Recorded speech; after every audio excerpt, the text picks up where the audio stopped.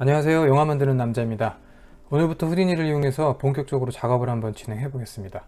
지난 편에 결과물을 먼저 한번 올려봤었는데 다시 한번 보실까요?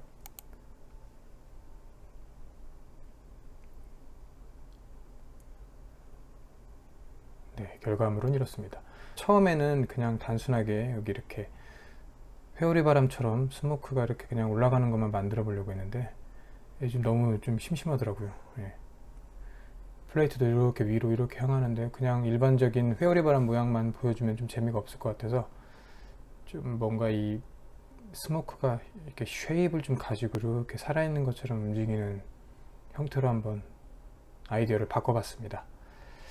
작업 과정을 대충 한번 생각해보면 먼저 이 스모크를 만들기 위한 소스가 필요하겠죠. 소스를 파티클 시뮬레이션으로 만들어 볼 거고, 만들어진 파티클 결과를 가지고 스모크 파이로 솔버를 이용해서 스모크를 만들고, 여기 보시면 이렇게 약간 모래 알갱이들이 이렇게 떠다니는 것처럼 보이시죠? 이거는 이 스모크를 만든 다음에 이 스모크를 이용해서 애드백션을 다시 한번 시켜서 좀 더했습니다. 여기 그냥 스모크만 있으니까 좀 밍숭맹숭하더라고요. 네. 작업 과정은 대충 그렇게 나올 것 같습니다. 그리고 여기 보시면 섀도우, 그냥 스모크만 이렇게 움직이면은 너무 플레이트하고 좀 동떨어진 느낌이 있을 것 같아서 섀도우도 만들어서, 섀도우가 조금 이상한데 섀도우도 만들어서 플레이트에 애드를 좀 했습니다.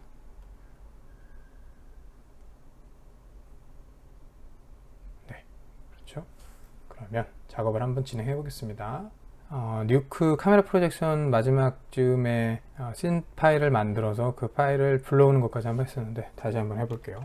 알렘빅 아카이브를 사용한다고 했죠. 알렘빅 아카이브를 사용하고 그때 만들어졌던 알렘빅을 불러오고 여기서 빌드 or 업데이트 하이어라키를 누르고 일단 불러줬죠. 그리고 해야 될 게 이제 프레임 레인지를 맞춰줘야죠. 프레임 레인지가 1001부터 1200까지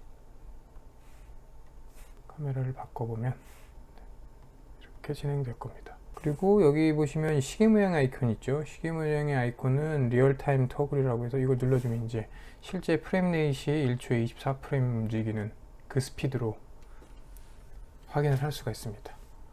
보시면 플레이트를 카메라 뷰어에 띄워서 이 플레이트하고 한번 카메라를 같이 보도록 하죠. 여기 알렘빅 아카이브 안으로 들어가 보면 여기 카메라 노드가 있죠. 카메라 노드를 계속 안까지 들어가서 카메라 노드가 나오면 여기 뷰에 가보시면 여기 백그라운드 이미지를 넣을 수가 있습니다.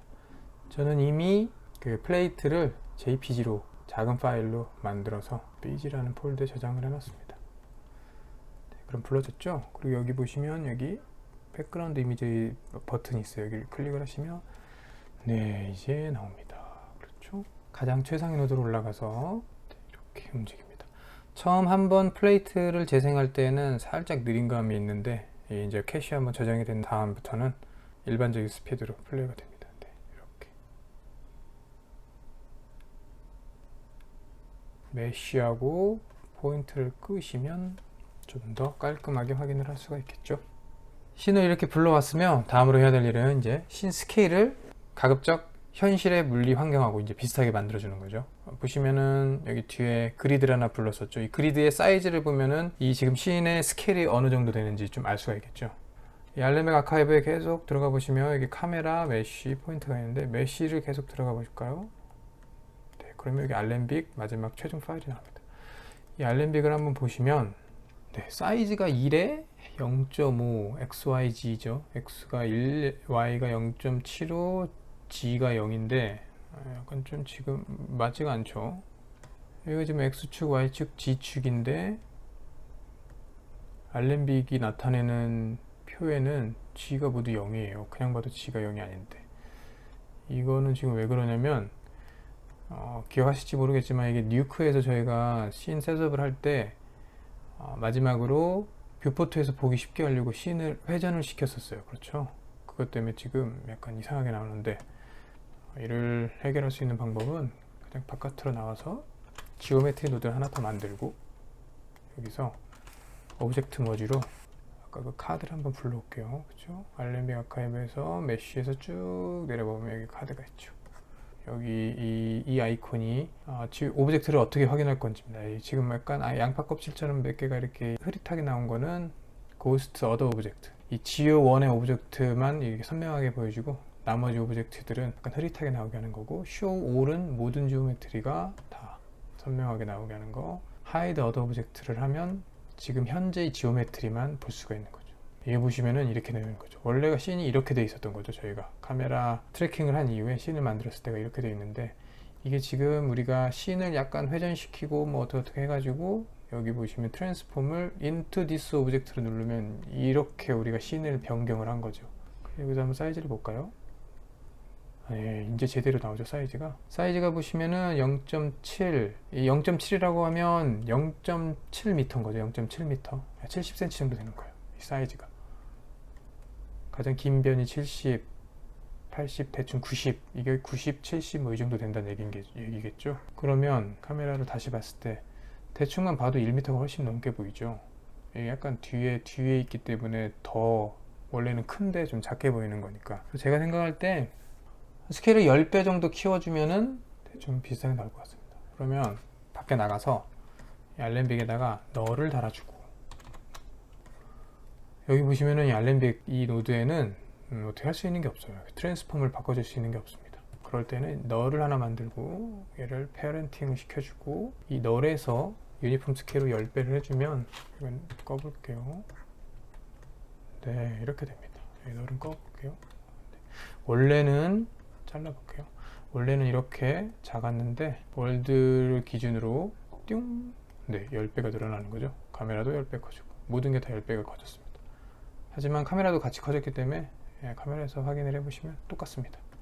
이거를 링크를 해제를 하나 연결을 하나, 카메라에서 보는 건 똑같은데 이제 보시면 그리드가 더 촘촘해졌죠. 그 말은 사이즈가 커졌다는 얘기죠.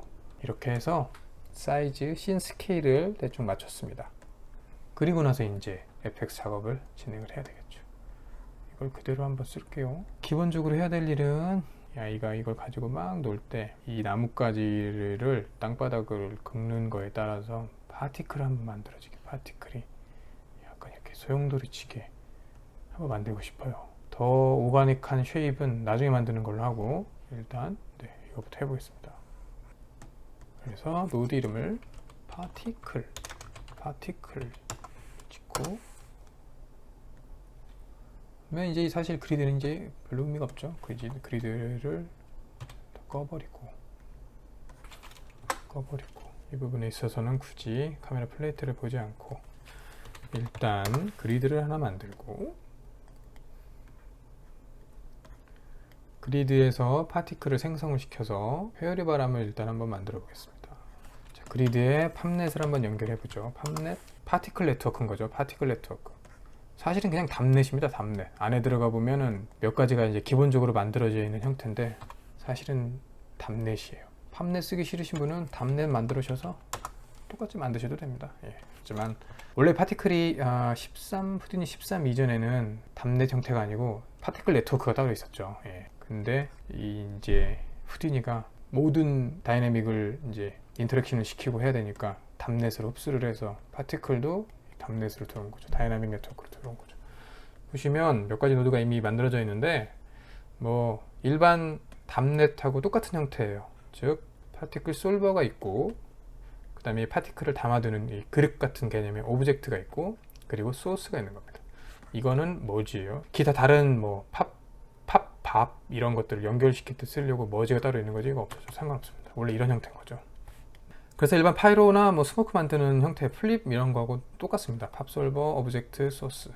그래서 소스에 가보시면 뭐 여러 가지 메뉴가 있는데, 여기 보시면 이미션 타입에 스캐터 온투 서피스가 있어요.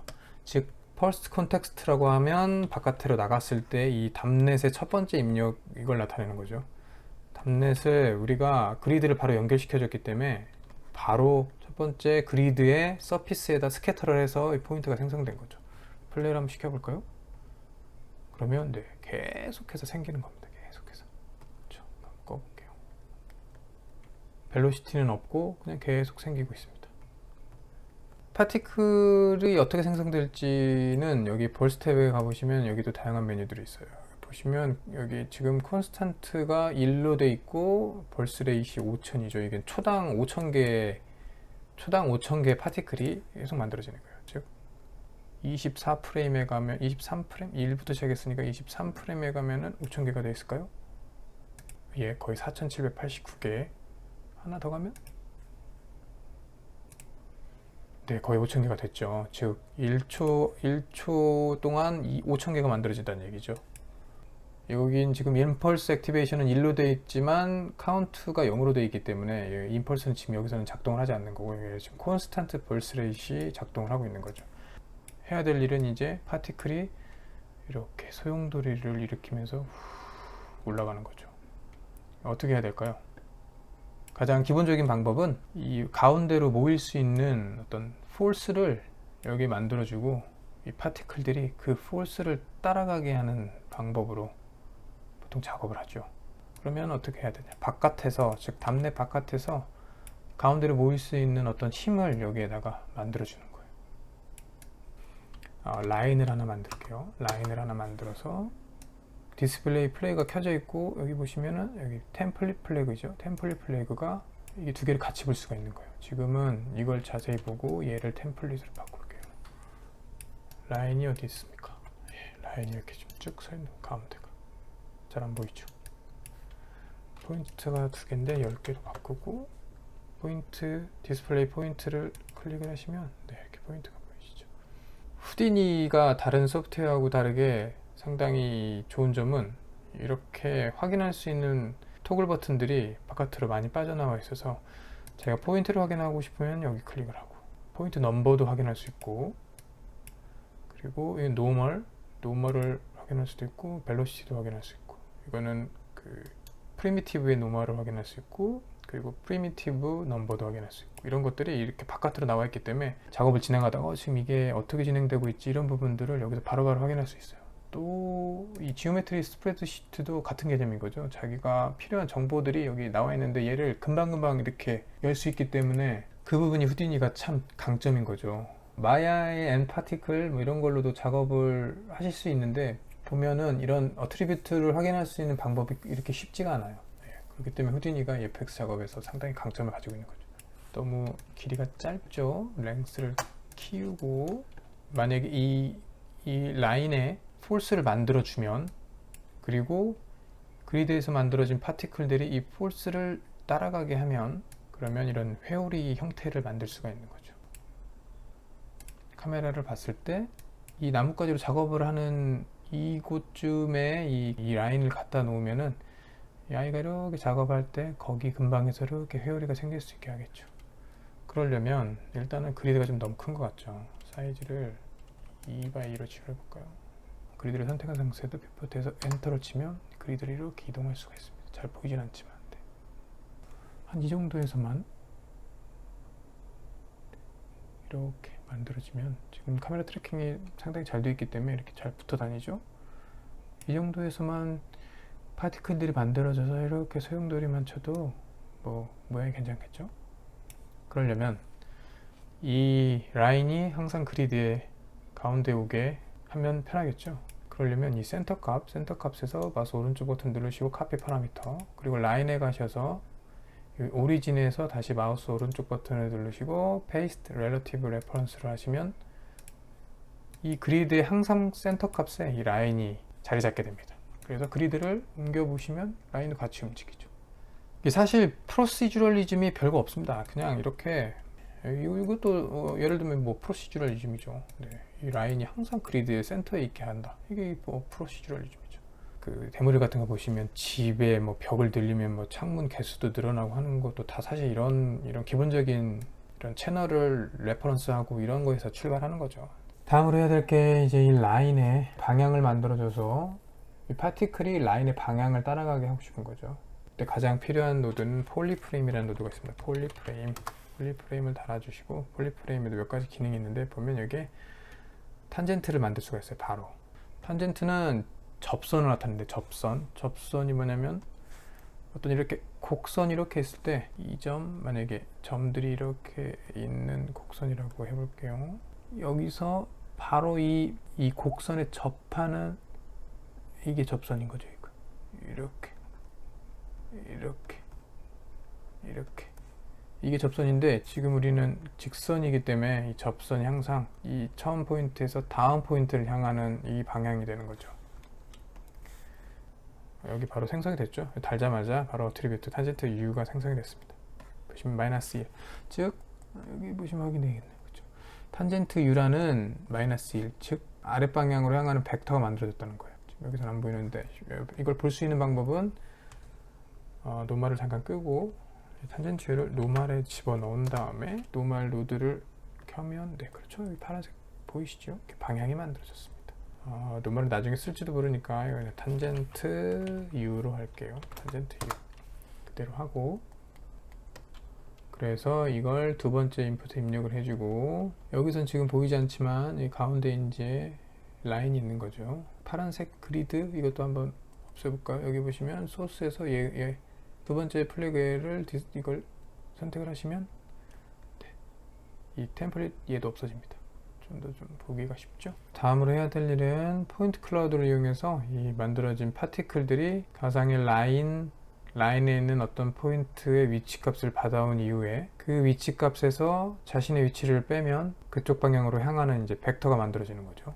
팝밥을 써서 팝을 연결하시고, 여기 보시면은 이 파티클 팝은 여기서 자기가 인풋을 정해 주셔야 돼요. 지금 다 넌으로 되어 있기 때문에. 두 번째 세컨드 컨텍스트 라인을 두 번째 연결했죠. 그렇죠? 팝 랭글 쓰셔도 마찬가지입니다. 팝 랭글 쓰셔도 보시면 인풋에 똑같이 되어 있습니다. 포인트 클라우드 같은 경우에는 굳이 랭글 쓰실 필요 없어요. 예, 팝을 쓰시는 게 훨씬 사용하기 편합니다. PC 포인트 클라우드 오픈을 하셔서 포인트 클라우드 함수를 여시고, P는 자기의 위치, 즉 자기의 위치에서 상대방을 검색하는 거죠. 그렇기 때문에 이 P 값은 자기의 위치가 되어야 됩니다. 그리고 자기가 어디를 찾을 건지, 아까 input2에 라인을 입력해 줬죠. 그걸 파일에 입력을 하시면 돼요. 그리고 생성되는 이 핸들을 다음에 만들어지는 PC 필터라는 노드를 통해서 연결을 해주면, 여기서 정해준 이 조건에 따라서 찾은 그 포인트의 어트리뷰트 값을 자기가 이렇게 불러올 수가 있어요. 근데 이제 불러오는 방법에도, 이건 또 나중에 자세하게 설명하겠지만, 여기 헬프를 눌러오시면 PC 필터가 어떻게 작동되는지 여기 헬프 파일에 나와 있어요. 보시면 어떤 특정 포인트의 P 값을, 만약에 여기에서 PC 오픈을 넘버 포인트를 하나로 해주시면 하나의 포인트만 찾아서 그 포인트의 P 값을 가져오겠지만, 만약에 여기가 넘버 포인트가 10개, 100개 이렇게 된다 그러면 여기 보시면 나와 있어요. 웨이트를 준다는 얘기예요. 그래서 이제 이 필터라는 개념이 있는 겁니다. 필터. 만약에 정해진 하나의 포인트만 자기가 가지고 오고 싶다면은 임포트 이런 걸 쓰시면 돼요. 임포트를 쓰셔서 정확하게 어떤 하나의 포인트의 어트리뷰트를 가져올 수 있는 거고, 필터는 여러 개 포인트가 있으면 그 포인트에 필요한 어트리뷰트 값들을 웨이트를 시켜서 최종적으로 아웃풋이 나오는 거죠. 그렇기 때문에 나는 지금 서치 레디어스는 좀 길게 하고 포인트 하나만 잡겠다. 그러면 당연히 지금 라인이 길게 있다고 했을 때 가장 가까운 점은 이쪽 점이겠죠. 네.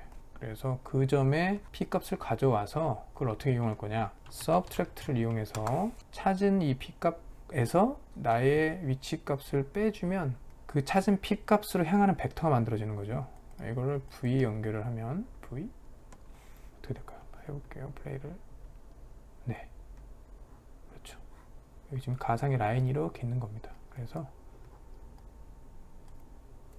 지금 이렇게 하니까 너무 좀 그렇죠. 이거를 바깥에 그리드를 센터를 0 옮겨보고, 그러면은 지금 이 라인이 원점에 있는 거죠. 원점에. 그죠? 알기 쉽겠죠? 그러면 중독적이죠. 예, 약간 블랙홀로 빠져들어가는 그런 느낌이죠. 근데 이제 우리가 하고 싶은 일은 이 빨려 들어가면서 여기에 뭔가 이런 회전값을 주고 싶은 거죠. 회전값 어떻게 해야 될까요? 이제 이때 사용하는 방법이 크로스 프로덕트를 써야 되는 거죠. 크로스 프로덕트 어렵게 생각하실 필요 없습니다. 예. 그냥 이때는 그냥 이런 게 쓰이는구나, 그냥 그렇게 알고 계시면 돼요. 크로스 프로덕트를 사용을 해서 두 벡터를 더해주면 이렇게 포인트가 가운데로 가면서 이렇게 도는 거죠. 그러면 크로스 프로덕트에 대해서도 잠깐 알아볼까요? 크로스 프로덕트. 크로스 벡터는 간단하게 두 개의 벡터가 있을 때 이 두 개의 벡터를 원점을 연결시키면 이 하나의 면이 만들어지죠. 면. 그렇죠? 이 면의 수직인 새로운 벡터. 이렇게 됐을 때 얘를 크로스 프로덕트라고 합니다. 크로스 프로덕트. 그래서 이 크로스 프로덕트의 방향은 오른손으로 얘가 첫 번째죠. 얘 크로스 얘는 이렇게 나오는 거니까 오른손으로 세 손가락 엄지, 검지, 중지를 폈을 때 엄지를 첫 번째, 검지를 두 번째 했을 때 마지막 이 중지가 가리키는 방향이 크로스 프로덕트의 방향인 거예요. 그렇기 때문에 이 위쪽 벡터를 먼저 크로스 벡터를 하면은 이 방향이 반대가 돼요. 그쵸? 얘를 엄지로 향하게 하고, 자, 한번 따라서 해보세요. 엄지, 그 다음에 얘 두 번째를 중지로 하면은 방향이 저쪽이 됩니다. 저쪽. 크로스 프로덕트. 그렇기 때문에 이 순서가 중요해요. 우리가 지금 가지고 있는 게 이쪽으로 향하는 벡터가 하나가 있고, 그죠? 원점으로 향하는 벡터가 있고, 라인에 만들어진 이 위쪽으로 향하는 벡터가 또 하나 있었죠. 걔도 그러면은 불러와야겠죠. 걔도 똑같이 PC 필터를 하나를 더 써서, 아까 걔를 탄젠트 U로 했죠. 탄젠트 U로 받아오고, 또 크로스 프로덕트를 하기 전에 주의해야 될 사항은, 주의해야 될 사항은 아니지만 가급적 노멀라이즈드를 한 벡터로 크로스 벡터를 진행하라는 게 좋습니다. 지금 우리가 중요한 게 방향을 먼저 만들어주는 것이기 때문에 노멀라이즈드를 해주는 게 중요하죠. 필터를 해줘서 이것도 노멀라이즈드를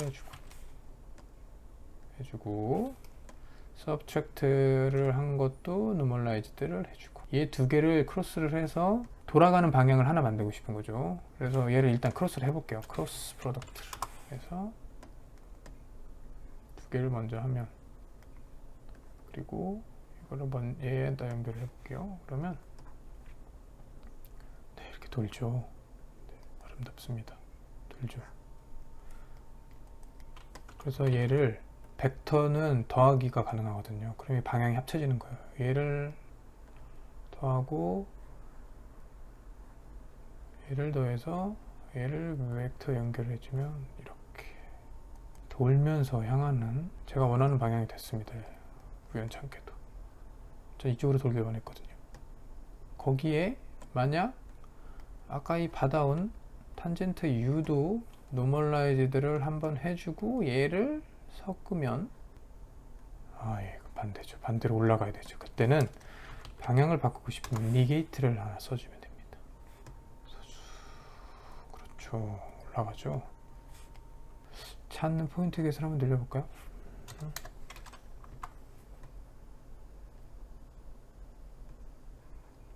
일단 대충 형태는 나왔습니다. 근데 이제 여기서 이제 쉐입을 만들어야겠죠. 우선은 가장 중요한 게 이런 이 일직선상으로 만들어지는 형태는 이게 이 한 프레임에 만들어진 모든 포인트들은 얘가 지금 같이 움직이는 거죠. 이렇게. 네, 그렇기 때문에 이 벌스에다가 지터를 좀 줘야 됩니다. 지터. 네거티브. 네. 그리고 그죠? 그럼 없어졌죠? 이제 FX에서 가장 자주 사용하는 게 이제 노이즈죠. 노이즈를 줘서 좀 이제 모양을 또 자연스럽게 만들어주는 거죠. 그래서 빡빡에 가셔서 여기 이제 노이즈를 더 애드를 해서 이 형태를 부시는 거죠. 노이즈 쓰는 방법도 사람마다 다 여러 가지가 있는데 저는 컬 노이즈를 써보겠습니다. 컬 노이즈를 사용을 하고, 여기에 보시면 시그니처에 3D 노이즈냐 4D 노이즈냐, 즉 4D라고 하면 여기 이제 XYZ에 시간까지 더해지는 거죠. 시간까지 더해져서 시간이 지남에 따라서 또 이 노이즈 형태도 바뀌는 거죠. 여기 보시면 쓸 수 있는 게 P 값하고 여기 타임이 있는 겁니다. 그래서 벡터 2, 벡터 4가 있어요. 벡터 2, 벡터 4. 그래서 벡터에는 P를 연결하시고 타임에는 플롯을 연결하시면 이 노란색이 벡터 4입니다. 얘를 포지션 값에 연결을 하시면 자동으로 4D 노이즈가 돼요. 그래서 이 값을 한번 일단 바로 애드를 해볼게요. 그리고 네, 벌써 형태가 되게 자연스러워졌죠. 그렇죠?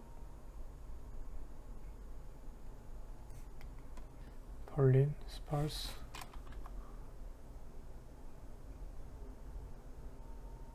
벌써부터 형태가 나름 괜찮게 나오고 있습니다. 지금 그리드에 비해서 라인이 상당히 크죠. 라인을 랭스를 5로 줄여볼까요? 그리고 얘를 팜넷을 다시 플레이를 해보면 이렇게 됩니다. 그렇죠? 즉, 이 가운데에 어떤 형태의 모양을 주느냐에 따라 자기가 이 파티클의 쉐입을 만들 수 있다는 거예요. 이 방법도 실제 현업에서도 자주 쓰이죠. 파티클들이 막 떼지어서 움직이는 어떤 모션을 만들고 싶으면 이걸 그냥 단순하게 파티클로만 만들기는 상당히 어려워요. 그래서 미리 어떤 모션을 만들어 놓고 패스 같은 걸 만들어서 그 패스를 파티클들이 따라가게 하는 방법을 자주 사용을 하죠. 플레이트 한번 올려볼까요? 가운데 지금 하는 위치에만 놓고 봐도 지금 너무 높이 올라가는 느낌은 있지만 약간 이렇게 되는 거죠. 네, 그러면 다음 편은 영상 초반에 말씀드렸듯이 이 파티클이 따라가는 쉐입을 좀 더 좀 재미있는 형태로 만들어서 파티클이 약간 오가닉하게 움직일 수 있도록 그런 작업을 한번 해보도록 하겠습니다. 네, 시청해 주셔서 감사합니다.